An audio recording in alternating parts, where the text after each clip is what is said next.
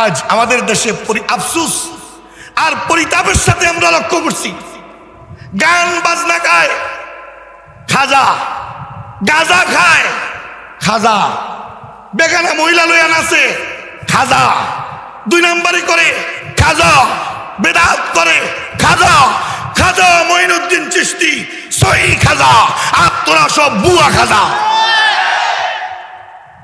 তো এই কথাটা কইয়া মোশতাকুর নবী সাহেব কোন অপরাধ করলো? সহি কথাই তো কইল। আমার নবীর নবুয়তির পর কেউ যদি নবুয়তি দাবি করে, নবী না বুয়া। এই অল্প সময়ে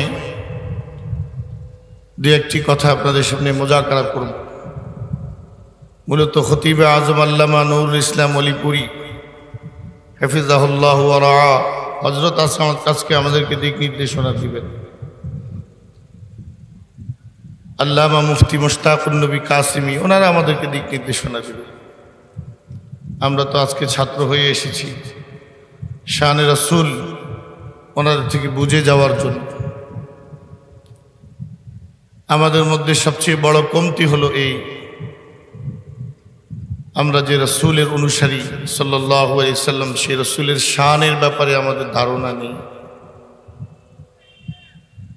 আমাদের রাসূলের শান আর মান মর্যাদা এবং ইজ্জতের জন্য এতটুকুনি যথেষ্ট। আল্লাহ তাআলা বলে দিয়েছেন, ওয়ারাফা'না লাকা যিকরাক, আমি আপনার সুখ্যাতি, আমি আপনার শানকে সর্বোচ্চ পর্যায়ে উপনীত করেছি। যেখানে যেখানে আমার নাম রেখেছি সাথে আপনার নাম রেখেছি।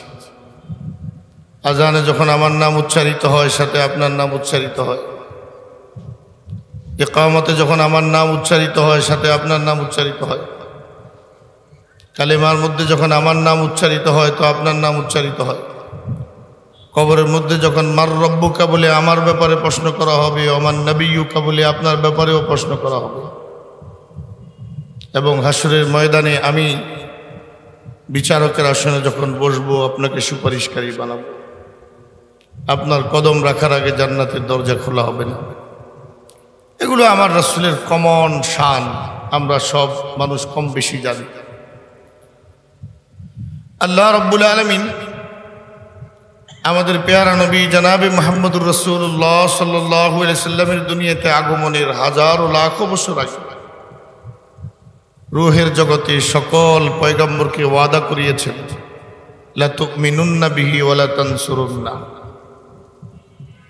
যে তোমরা তো দুনিয়াতে যাবে নবী হিসেবে, রাসূল হিসেবে, তোমাদেরকে আমি কিতাব দিব, শরীয়ত দিব। একটি নির্দিষ্ট সময় নির্দিষ্ট জাতির উপর তোমরা মেহনত করবে, নির্দিষ্ট অঞ্চলের উপর মেহনত করবে। কিন্তু সুম্মা জাআকুম রাসূলুম মুসাদ্দিকুল লিমা মাআকুম, তারপরে আমার রাসূলুন আযীমুন, সবচেয়ে মহান রাসূল যখন যাবেন, যিনি তোমাদেরকে যা কিছু তোমরা দাওয়াত হিসেবে দিয়েছ, আমার কিতাবের প্রচার প্রসার করেছো, এগুলোর সত্যায়ন করবে, তখন তোমাদের উপর কর্তব্য হবে দুটো কর্তব্য তোমাদের। এক, লা তুমিনুন্না বিহি, তার প্রতি ঈমান আনবে, ওয়া লা তানসুরুন্না, এবং নিজের সর্বসাধ্য দিয়ে তাকে সাহায্য করবে। এরপর আল্লাহ তাআলা প্রশ্ন করেছিলেন, আ'আকরারতুম, তোমরা কি আমার কথা মেনে নিয়েছ? সকল পয়গম্বর বলেছিলেন, ক্বালু আকরারনা, আল্লাহ আমরা মেনে নিলাম। আল্লাহ বলেন, ফাশহাদু, তোমরা পরস্পরের জন্য সাক্ষী থাকো, ওয়া আনা মাআকুম মিনাশ শাহিদিন, আর তোমরা যে আমার নবীর প্রতি ঈমান আনবে বলেছ এবং সাহায্য করবে বলেছ, এ ওয়াদা করেছ, আমি আল্লাহ নিজেই সাক্ষী আছি। তখনও পৃথিবীর কোনো কিছুই সৃষ্টি হয় নাই, আল্লাহ কাউকে পাঠানে নাই। এত বড় শান এবং রাসূল, এত বড় মর্যাদা, তিনি তামাম পয়গম্বরদের ইমাম, তিনি সাহিবুল মেরাজ, তিনি সাহিবুল কোরআনিল আযীম, তিনি সাহিবুল বাইয়িনাত আল ওয়াদিহাত আল কাসীরাত। বরং ইমাম কাসতালানী রাহমাতুল্লাহি আলাইহি মাওয়াহিবের মধ্যে বলেছেন, সকল পয়গম্বরকে আল্লাহ যেই পরিমাণ মুজিজার অলৌকিক ক্ষমতা দিয়েছেন, আমাদের রাসূলকে একা তার চেয়ে দ্বিগুণ দিয়েছেন। সেই বুখারীর প্রসিদ্ধ হাদিস আপনারা জানেন, খন্দকের যুদ্ধের সময় 1400 সাহাবী এক ফোঁটা পানি নেই। হুজুরের সামনে একটু অজুর পানি, এই শেষ পানি। সাহাবারা চারদিকে ঘেরাও করে দাঁড়িয়েছে। হুজুর বললেন, তোমরা কি দেখতেছ? হুজুর, পানি তো নাই, এই শেষ পানি। আল্লাহর হাবিব হাতটা পানির মশকের ভিতরে চাপ দিয়ে ধরেছেন, আর সাইয়্যিদুল মুরসালিনের 5 আঙ্গুল দিয়ে 5টা ঝর্ণা চালু হয়ে গেছে। 1400 সাহাবীর অজু গোসলের পানি, খাবারের পানি, তাদের সাথে থাকা পশুপালের জন্য পর্যাপ্ত পানি গ্রহণ করার পর আল্লাহর হাবিব হাত উঠিয়েছেন, পানি থেমে গেছে। যেই নবীর শুধু দুনিয়াতে আঙ্গুলের চাপে 1400 মানুষের তৃষ্ণা নিবারণ হয়ে যায়, সেই নবী যখন পানি পান করানোর জন্য হাউজে কাউসার নিয়ে বসবেন, তখন সকল পয়গম্বর এবং তাদের সমস্ত উম্মতদের পিপাসা নিবারণ হয়ে যাবে। শান্ত আমার রসুলের এমন। কিন্তু আজকে আমি এই বিষয়ে বোঝানোর জন্য, রসুল করিম সাল্লাল্লাহু আলাইহি ওয়াসাল্লামের শানের আলোচনা করার জন্য আমি আয়াতটি পড়িনি, যেটি আমি পড়েছি, সময় কম। যেই নবীর এত বড় শান আর এত বড় মর্যাদা, তো এই নবীর শান আর মর্যাদার উত্তরাধিকারী কারা? আল্লাহর হাবিবের যে মুজিজাত, এগুলোর উত্তরাধিকারী কারা? যে অলৌকিক ক্ষমতা, এগুলোর উত্তরাধিকারী কারা? আল্লাহ তাআলা এই আয়াতে কারিমার মধ্যে বলেছেন, আন্নাল আরদা ইয়ারিসুহা ইবাদিয়াস সালিহুন। আমার নবীর শান, মান, মর্যাদা, নবীর আদর্শ, নবীর সুন্নাহ, নবীর দ্বীন, নবীর ইলম, এগুলোর ওয়ারিস হলো আমার সালেহীন, আউলিয়া, নেক বান্দারা। আল্লাহ তাআলা কোরআনে কারিমে পরিষ্কার বলেছেন। হাফেজ ইমাদউদ্দিন ইসমাইল ইবনে কাসির রাহমাতুল্লাহি আলাইহি তাফসীর ইবনে কাসিরে 2-3টি মত উল্লেখ করেছেন সালেহীন দ্বারা কি উদ্দেশ্য। অতঃপর তিনি সিদ্ধান্ত দিয়েছেন সালেহীন দ্বারা আউলিয়া, আল্লাহর ওলিরা উদ্দেশ্য, যারা ইলমে দ্বীনের ধারক বাহক হওয়ার পাশাপাশি আল্লাহর হাবিব সাল্লাল্লাহু আলাইহি সাল্লামের মুজিজা সমূহের উত্তরাধিকারী। এই কারণে নবীর থেকে যে বিষয়গুলো প্রকাশিত হয়েছে অলৌকিক, এগুলোর নাম মুজিজা, আর আউলিয়া কেরাম থেকে যেগুলো প্রকাশিত হয় এগুলোর নাম কারামাত। আজীব আজীব কারগুজারি, মুজিজা নবীর থেকে যেমন প্রকাশিত হয়েছে, ওই নবীর ওয়ারিস হিসাবে, জান্নাতের ওয়ারিস হিসাবে, এই জমিনের ওয়ারিস হিসাবে সেটা ট্রান্সফার হয়ে, মুনতাকিল হয়ে, পরিবর্তিত হয়ে এই উম্মতের ওলামাদের কাছে, এই উম্মতের আউলিয়া আর বুজুর্গদের কাছে এসেছে। এই জন্য এই উম্মতের এক এক ওলিদের এক এক আজীব আজীব কারামত আছে, শুনলে জাহান হয়রান হয়ে যায়। এটাও কিভাবে সম্ভব? আমার এক বিজ্ঞানের ছাত্র বলতেছে, হুজুর এই যে কথাটা কইলো এটা কিভাবে সম্ভব? আমি বললাম যে তুমি বললা এটা কিভাবে সম্ভব, এই কারণে এটার নাম কারামত। যদি তুমি বলতা এটা তো সম্ভব, এটা তো হইতেই পারে, তো এটা কি এর কারামত?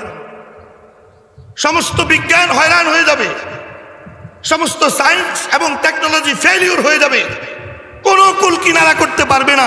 সেটাই না কারামত, সেটাই না মুজিজা, সেটাই না অলৌকিক ক্ষমতা। ঠিক না ঠিক ভাই? আল্লাহর ওলিদের কাছে এই সিফাত সমূহ এসেছে, কিন্তু ওলিদের কাছে নবী থেকে কারামত মিরাস হিসাবে সরাসরি আসে নাই, আসছে নবীর উলুম, নবীর সুন্নাহ।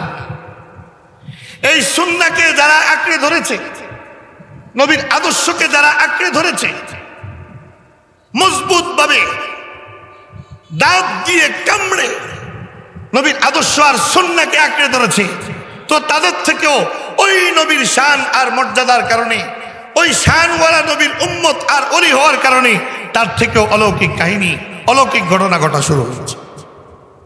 কিন্তু সমস্ত কারামত, সমস্ত বুজুর্গের মূল হলো রাসূলের ইত্তেবা। আমার সম্মানের মূল হলো আমার নবীর অনুসরণ। শ্বশুর বাড়িতে জামাইয়ের যত মর্যাদা সব ওই তাদের মেয়ের কারণে। ওই মেয়েটারে বউ বানায় নিছে, খাওয়ায়, কাপড় চোপড় দেয়। এজন্য শ্বশুর বাড়ি গেলে শ্বশুর শাশুড়ি আব্বা ছাড়া কথাই কয় না, তুমি তো আমার বাপ ছেলে। আর এই মেয়েটারে 3 তালাক দিয়ে শ্বশুর বাড়ির যান না, তো দেখবেন কেমন বাপ। যতদিন তাদের মেয়ের সাথে আপনার সুসম্পর্ক, ততদিন শ্বশুর বাড়ির মেহমানদারি ঠিক।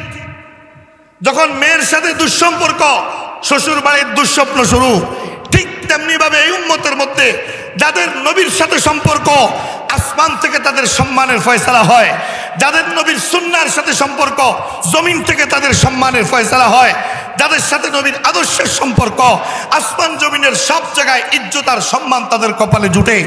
আর যখন নবীর সাথে সম্পর্ক ছিন্ন হয়ে যায়, সুন্নত বাদ দিয়ে বেদাতের পথে হাঁটা শুরু হয়, তখন শুরু হয় তাদের কপালে এই জমিনে লাঞ্ছনা আর বঞ্চনা, অপদস্থ আর বেইজ্জতি। আমার ভাইয়েরা, আমার সাথে সাথে মুখে মুখে একটু বলবেন, সুন্নত যেগুলো সেগুলো নবীর জীবন আদর্শে আছে না নাই? একটু দিলটা খুলে আছে না নাই? তাহলে সুন্নতের ভিত্তি আছে। সময় যেহেতু কমের জন্য খুব শর্টকাট করে বলতেছে। সুন্নতের ভিত্তি হলো আল্লাহর হাবিবের হাদিস। হাদিস সমূহ হলো সুন্নতের ভিত্তি। সব হাদিস সুন্নত না, বহুত হাদিসের বর্ণনা আছে, এগুলো উম্মতের জন্য করণীয় না। আল্লাহর হাবিবের 9 বিবি ছিল, বুখারী শরীফের হাদিস। এখন 9 জন বিবি রাখা কি সুন্নত? তাহলে সব হাদিস সুন্নত না, কিন্তু প্রত্যেক সুন্নত প্রমাণিত হওয়ার জন্য হাদিস লাগবে। তাহলে আল্লাহর হাবিব সাল্লাল্লাহু আলাইহি ওয়াসাল্লামের সুন্নত হলো সেটা যেটা নবী করেছেন অথবা করতে বলেছেন অথবা করতে দেখে সমর্থন দিয়েছেন, সেটা উম্মতের জন্য সুন্নাহ। করেছেন অথবা করতে বলেছেন অথবা কেউ করেছে, হুজুর সমর্থন দিয়েছেন। তাহলে সুন্নত হলো যেটার ভিত্তি আছে, সুন্নত হলো যেটার আসল আছে, সুন্নত হলো যেটার গোড়া আছে। আর এর বিপরীত হলো বেদাত। এর কোনো ভিত্তি নাই, আসল নাই, গোড়া নাই। সহজ কথায় বেদাত বুয়া। ওরা বলেন না বেদাত কি? আর সুন্নত ভিত্তিওয়ালা। যেটার ভিত্তি আছে এটার নাম সুন্নত, যেটার ভিত্তি নাই এটার নাম বেদাত। যেটার আসল আছে এটার নাম সুন্নত, যেটার আসল নাই এটা বেদাত। যেটার মূল আছে এটা সুন্নত, যেটার মূল নাই সেটা বেদাত। তো যেটার আসল নাই, মূল নাই, ভিত্তি নাই, এটার সোজা বাংলায় কি কয়? এই কথাটা বলে এত আস্তে কয়। যেটার কোনো ভিত্তি নাই এটার সোজা বাংলায় কি কয়? কইছে কোটবাড়ি বিশ্ব রোডে কিয়ামত চলতেছে, আরেকজন আসতেছে ওদিক থেকে, কিও ভাই কি হইতেছে? কহুদা কিচ্ছু নাই, মাত্র আইলাম। তো এবার আমি যে আমার খবরটা যাও বুয়া খবর কইলে গেলি। তাহলে যেই ঘটনা সেখানে ঘটে না, এই কথা যদি আমার কাছে কেউ বলে তা আমি বলি ভুয়া, এটা ভুয়া খবর, এটা ভুয়া নিউজ, ভিত্তি নেই। তাহলে বেদাত মানি, আবার বলেন বেদাত মানি। এবার বলেন তো, কেউ যদি নবীর সুন্নতের আদর্শ, নবীর সুন্নত, নবীর আদর্শ ফলো না করে বেদাত মানে, বেদাত করে, বেদাতের দাওয়াত দেয়, সে যদি পীরে কামেলও লাগায় বুয়া, সে যদি অলিও লাগায় বুয়া, সে যদি গাউসে পাকও লাগায় বুয়া, সে যদি নামের সাথে খাজাও লাগায় বুয়া। ভিত্তি আছে নি? বেদাতের ভিত্তি আছে। এবার আমি যদি কই যে কোটবাড়ির খবরটা বুয়া, একটু আগে বলছে মারামারি হইতেছে, এটা বুয়া। এরপর কোন ছাগল যদি আইসা কয় আমাদের কোটবাড়ি অঞ্চলে সব লোকের হুজুরে বুয়া কইছে, তার এই বুঝটা সহি হইব না ভুল হইব? আমার ভাইরা, এই উপমহাদেশের কথায় আসি। এই উপমহাদেশের কথা, যে সকল আল্লাহর ওলিরা এই উপমহাদেশের দ্বীন ইসলামের ব্যাপক প্রচার প্রসারে তাদের জিন্দেগি কোরবান করে দিয়েছেন, উৎসর্গ করে দিয়েছেন, তাদের মধ্যে একজনের নাম খাজা মঈনুদ্দিন চিশতি রহমতুল্লাহ আলাইহি, যিনি ফারস্য থেকে আসছেন হিন্দুস্তানে। হযরত আব্দুল কাদের জিলানী, পীরানি পীর আব্দুল কাদের জিলানী রহমতুল্লাহ আলাইহির দোস্ত। আর ওনার শাইখের নাম ছিল উসমান হারুনি। বলেন কি নাম? এক মজার কিচ্ছা শুনেন, ছোট্ট একটা ঘটনা। উসমান হারুনির সোহবতে উনি 20 বছর ছিলেন। 20তম বছরে যখন ওনাকে খেলাফত দেয়, এর আগের রাত্রে ওনার দরবারে এমন 15 বছর 20 বছর 30 বছর থেকে সাধনা করতেছে এমন বহু লোক আছে। এদের মধ্যে ওনার খেলাফতের উপযুক্তকে তিনি পরীক্ষা করবেন। সব খাদেমরা একসাথে জমা করে বলে, আজকে আল্লাহর পক্ষ থেকে আমার কাছে একটা এলহাম হয়েছে, একটা বিশেষ খবর আসছে। আমার মসজিদের মধ্যে ফজরের নামাজ পড়ার জন্য যারা যারা আজকে এই ফজরে আসবে সবাইরে আল্লাহ জান্নাত দিয়েছে। এটা আল্লাহ আমারে কইয়া আবার কইয়া দিছে, এই খবর যাতে বাইরে না যায়। এই জন্য তোমরা আমার বিশ্বস্ত খাদেম, আমি তোমাদেরকে বিশ্বাস করি। খবরদার আমার এই আমানতের খেয়ানত করবা না। আল্লাহ আমারে আবার এটাও কইয়া দিছে, যদি এই আমানতের খেয়ানত করে কেউ অন্য কারো কানে খবর দেয় তাহলে হে জাহান্নামে যাবে। এই ঘোষণা দিয়ে হুজুর উঠে গেছে। ফজরের নামাজের সময় দেখে যে রাস্তাঘাট, হাট বাজার আর কিচ্ছু খালি নেই, শুধু মানুষ আর মানুষ। ফজরের জামাত হইল, নামাজ শেষ হওয়ার পর খাদেম সবাই ডাইকা রুমের ভিতরে ঢুকে দরজা বন্ধ করে কয়, কে ঘুমরটা ফাঁস করছো কও। খাজা মঈনুদ্দিন চিশতি দাঁড়াইছে, দাদাকে আমি। আমার আমানতের খেয়ানত তুমি কেন করলা? হুজুর আপনি বলছেন যারা এখানে ফজর পড়বে এরা সবাই জান্নাতে যাবে, আর যে খবরটা বলবে সে জাহান্নামে যাবে। আমি মঈনুদ্দিন চিন্তা করছি, আমি একলা জাহান্নামে যাই, এলাকার সবাই জান্নাতে যাবে, আমি আমার পরোয়া করি নাই। ইসমাইল হারুনি রহমতুল্লাহ আলাইহি বলেন, হযরত খাজা হারুনি বলেন, শোনো আমি এই জিনিসটা পরীক্ষা করার জন্যই কথাটা বলছি। আসলে এলহাম টেলহাম কিচ্ছু না, আমি শুধু দেখতে চাইছি কে নিজের জীবন থেকে উম্মতকে বেশি মায়া করে, কে নিজের স্বার্থকে জলাঞ্জলি দিয়ে উম্মতের ফিকির বেশি করে। তোমার মধ্যে যোগ্যতা এসে গেছে, আমি আমার তরিকার যত শায়েখ মাশায়েখ থেকে অনুমতি আছে সবার অনুমতি বিশিষ্ট খেলাফত তোমাকে দান করলাম। অতঃপর উপমহাদেশে এসে সুন্নতকে প্রতিষ্ঠিত করার, বেদাতকে মিটিয়ে দেওয়ার কাজ করেছেন, বেদাতকে মিটিয়ে দেওয়ার সংগ্রাম করেছেন। তাহলে বলেন, যারা সুন্নতকে জীবিত করার প্রয়াসে খাজা উপাধি লাভ করেছে, খাজা ফার্সি শব্দ, খাজা মানে নেতা, সম্মানিত, শ্রদ্ধেয়, পীর, এগুলো আর কি। এটা সম্মানিত শব্দ, ফার্সি শব্দটা, এই শব্দটা ব্যবহার করা হয় বড় বড় শায়েখদের ক্ষেত্রে। খাজা মঈনুদ্দিন চিশতি রহমতুল্লাহ আলাইহি কোন তবকার বুজুর্গ শুধু এর দূরে বুঝেন? বখতিয়ার কাকি রহমতুল্লাহ আলাইহি এবং নিজামউদ্দিন আউলিয়া যে বলেন আপনারা, সব ওনার সিলসিলার লোক। এই তবকার বুজুর্গ তিনি ছিলেন। আজ আমাদের দেশে আফসুস আর পরিতাপের সাথে আমরা লক্ষ্য করছি, গান বাজনা গায় খাজা, গাঁজা খায় খাজা, বেগানা মহিলা লইয়া নাচে খাজা, 2 নম্বরই করে খাজা, বেদাত করে খাজা। খাজা মঈনুদ্দিন চিশতি সহি খাজা, আর তোরা সব বুয়া খাজা। তো এই কথাটা কইয়া মোশতাকুর নবী সাহেব কোন অপরাধ করলো? সহি কথাই তো কইল। আমার নবীর নবুয়তির পর কেউ যদি নবুয়তি দাবি করে, নবী না বুয়া।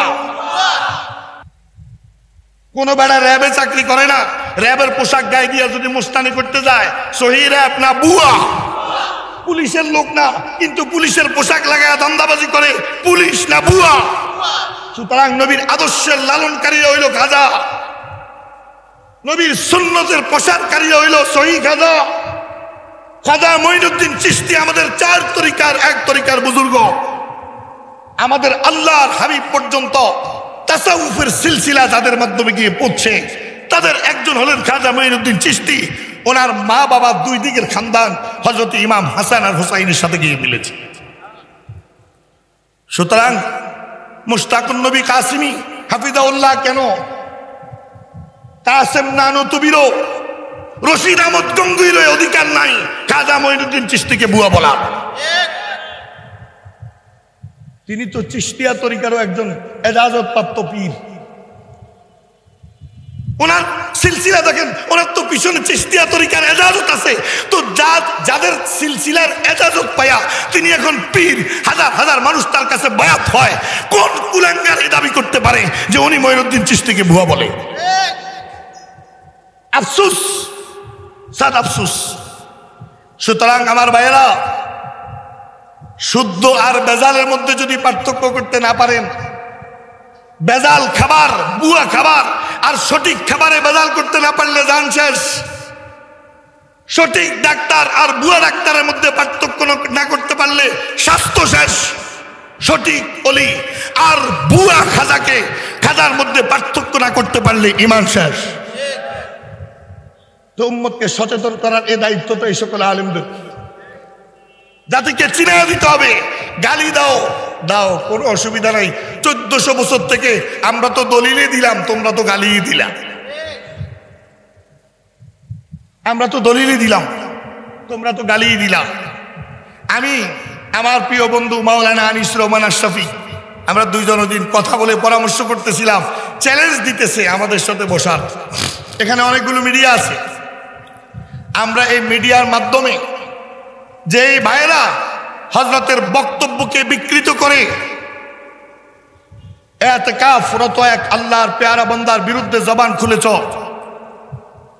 হাজারো আলেম যার কাছে ছুটে আসে ইসলামের জন্য, লাখো মানুষ যার জবানের একটা শব্দ শোনার জন্য তাকিয়ে থাকে, এমন ব্যক্তির বিরুদ্ধে জবান খুলেছ, তোমাদের ধ্বংস তো অনিবার্য। রব্বে কারীম তো বলেই দিয়েছেন, মান আদালি ওয়ালিয়ান ফাকাদ আযানতুহু বিল হারবি। যদি আমার পেয়ারা বান্দাদের বিরুদ্ধে জবান খোলো তো আমি আল্লাহর বিরুদ্ধে যুদ্ধ করার জন্য তৈরি হও। আর আল্লাহর বিরুদ্ধে যুদ্ধ করার পরিণাম তো আমরা দেখেছি। নমরুদ ইব্রাহিমকে গালি দিয়েছে, আল্লাহ ল্যাংড়া মশা দিয়া কাম তামাম করে দিছে। ফেরাউন মুসাকে অপমান করার চেষ্টা করছে, আল্লাহ পানিতে ডুবাইয়া দিছে। আবু জাহল আমার নবীকে বেইজ্জত করার চেষ্টা করছে, নাবালেগ বাচ্চা দিয়া বদরে আল্লাহ তার নাম নিশানা মুছে দিয়েছে। আমাদের দেশে গত 16 বছর ধরে যেই জালিমরা এই দেশের আলেম আর ওলিদের সাথে বেয়াদবি করছে, আল্লাহ তাদেরকেও ছোট ছোট বাচ্চাদের জুতার বাড়ি খাওয়ায়া দেশ থেকে বিতাড়িত করছে। তোমরা যারা এই কাজ করবা তাদেরও একই পরিণতি হবে। সুতরাং মনে রাখবেন, আল্লাহর ওলিদেরকে মহব্বত করা, খাজা মঈনুদ্দিন চিশতি, আব্দুল কাদের জিলানী, ওনাদেরকে ইজ্জতের সাথে ওনাদের নাম স্মরণ করা, ওনাদের ইহসান আর অনুগ্রহকে স্মরণ করা, এটা আমাদের জন্য সাধারণ কাজ না, ওয়াজিব কাজ। এর বিরুদ্ধে গেলে আমরাও আল্লাহর ধরার শিকার হতে হবে। সুতরাং তোমরা যতই মুস্তামুস্তি করো না কেন, আমরা তোমাদের চ্যালেঞ্জ গ্রহণ করলাম। ঘোষণা করো কোথায় বসবা, কখন বসবা না। মাওলানা মোতালেব হোসেন সালি আজকে এখানে আছে, আজান চলতেছে, আমি তারপর 1 মিনিট বলি। মাওলানা মোতালেব হোসেন সালি আজকে আছে, কথা বলে বলছেন আছে এখানে। এরা এই বেদাতিরা 2013-তে 12-তে আমাদের সাথে বসে বসবে, মিলাদ কিয়াম প্রচলিত ইত্যাদি ইত্যাদি বেদাত নিয়ে আমাদের সাথে বসে বসবে। তখন মোতালেব হোসেন সালি সাহেব যেহেতু সোনাকান্দার মুহাদ্দিস, তিনিও তাদের পক্ষ হয়ে আমাদের কাছে আসছেন। আমরা বসছি, আলোচনা হয়েছে। শেষ পর্যন্ত মুরাদনগরের স্থানীয় এমপি বললেন, এখানে যদি প্রকাশ্যে মারামারি হবে, কাটাকাটি হবে, আমরা প্রস্তাব দিলাম, চলেন কোনো মসজিদের মধ্যে দরজা বন্ধ করে আমরা বসবো, মিডিয়ার মাধ্যমে প্রচার করব। হবে না। আমি বললাম তো বস হোক, তাহলে মুরাদনগরের বাইরে হোক। হবে না। এই আলাপ আলোচনার মধ্যে ইনকিলাবের মধ্যে রিপোর্ট দিয়া দিছে মিলাদ কিয়াম বিরোধীদের বাস থেকে পলায়ন। আরে ভাই, গেলে না পালাইতাম তো তোমরা কি মিথ্যুক? তোমাদের বাপ দাদার আরো বড় মিথ্যুক ছিল। আগের থেকে মিথ্যা বলে আসতেছো তোমরা, ধোঁকা দিয়ে আসতেছো তোমরা। ধোঁকার আর সুযোগ দেওয়া হবে না। খতিবে আজম আল্লামা নুরুল ইসলাম অলিপুরীর হেদায়েতের দিক নির্দেশনায় আজকে ইসলামী মহাসম্মেলন, তিনি এখনো বেঁচে আছে, উনি লাগবে না। ওনার ছাত্র আর ছাত্রের ছাত্র হয়ে আমরা চ্যালেঞ্জ করলাম, যেই কোনো দিন যেই কোনো মুহূর্তে বসতে চাও বসো, আমরা জাতির সামনে প্রমাণ করে দিব কারা সহি খাজা আর কারা বুয়া খাজা। আল্লাহ রাব্বুল আলামিন আমার জাতিকে সকল বিভ্রান্তি থেকে হেফাজত করেন। সুবহানাল্লাহি ওয়া বিহামদিহি, সুবহানাকাল্লাহুম্মা বিহামদিক, আশহাদু আল্লা ইলাহা ইল্লা আনতা আস্তাগফিরুকা ওয়া আতুবু ইলাইক।